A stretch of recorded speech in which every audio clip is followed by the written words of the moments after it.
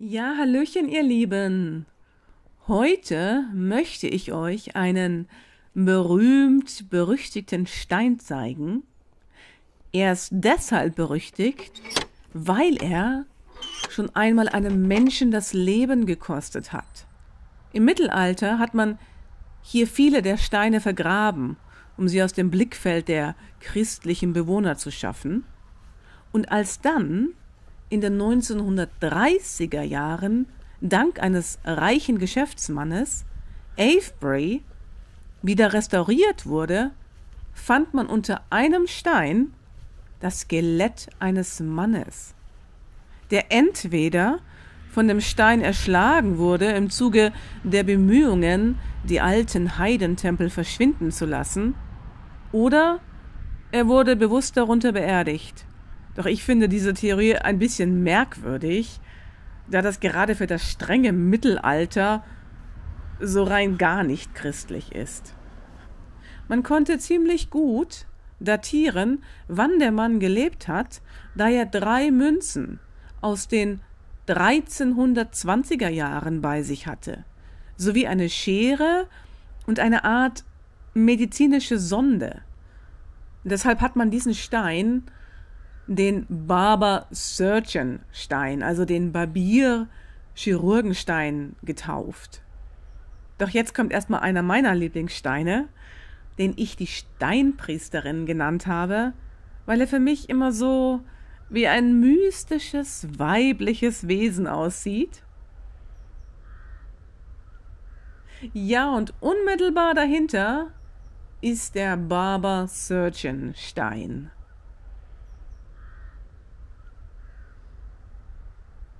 Dieser befindet sich im großen Außenkreis.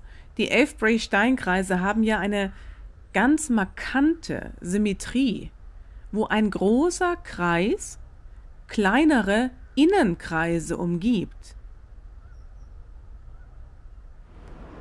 Das heißt, wir überqueren jetzt hier mal die Straße, die durch den Steinkreis geht, dann kommen wir in den südlichen Innenkreis, wo einst ein riesiger Obelisk stand, der aber leider zerstört wurde. Gerade die Stelle, die ich eigentlich als das innere Heiligtum ansehe, wird von Touristen oft übergangen, weil sie halt nicht so spektakulär in dem Sinne ist, dass fast keine Steine mehr übrig sind. Doch für mich ist das so ein besonderes Gefühl, zu wissen, dass ich jetzt in den inneren Tempelbezirk gehe, wo ich mir eben gut vorstellen könnte, dass hier die männlichen Mysterien gefeiert wurden. Denn im nördlichen Kreis, wo wir auch gleich hingehen werden, gibt es das Gegenstück dazu. Eine Art rechteckige Höhle. Und ich denke, die jungsteinzeitliche Kultur kann man nur über die Symbolik verstehen.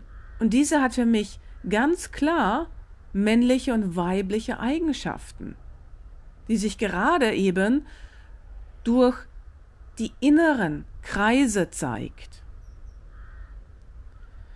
Ja, so jetzt müssen wir aber erstmal über diesen Graben.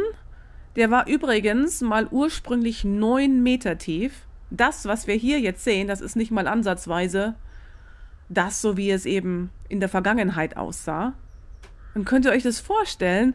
Ich meine, in der Jungsteinzeit, da gab es keine Bagger und Schaufeln aus dem Baumarkt.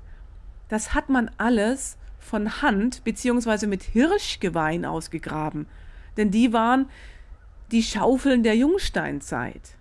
Ich glaube, der Historiker Ronald Hutton hat einmal in seinem Buch Pagan Britain geschrieben, dass es so rund 1 Million Arbeitsstunden gekostet hat, nur diesen Henge, also diesen Graben und Wall, wie er in der Fachsprache heißt, auszuheben.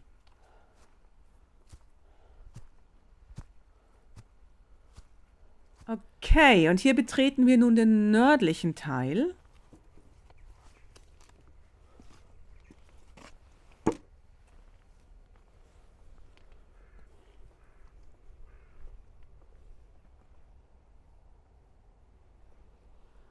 Und wenn wir uns die wenigen übrig gebliebenen Steine ansehen, dann können wir von ihrer Position auch ansatzweise die ursprüngliche Geometrie erkennen, wo also der Außenkreis war, wo der innere Kreis war und dann, wo das innerste Heiligtum des nördlichen Kreises war, das Archäologen als The Cove bezeichnen, weil es eben ursprünglich so eine Art rechteckige Höhle war, in die man höchstwahrscheinlich hineingegangen ist, um da vielleicht die weiblichen Mysterien zu feiern, die mit Geburt und Fruchtbarkeit zu tun haben.